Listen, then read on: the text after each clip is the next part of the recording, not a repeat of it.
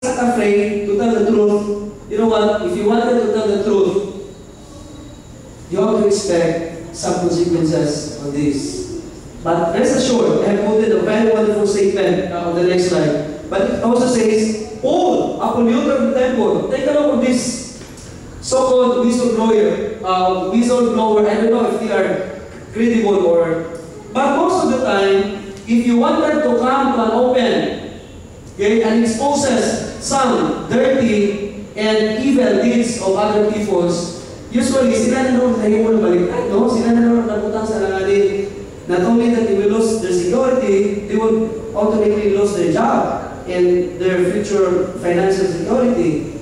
They will go from hiding. But on the other hand, the people whom they are exposing are, happily enjoying the freedom of this country. From that day to this, take note of this. Gikan sa una hangtod karon, those who would be loyal to truth have been denounced as seditious, heretical, or schismatic.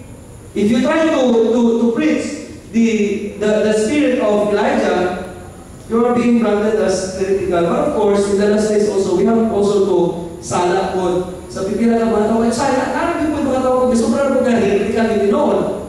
Mga tinood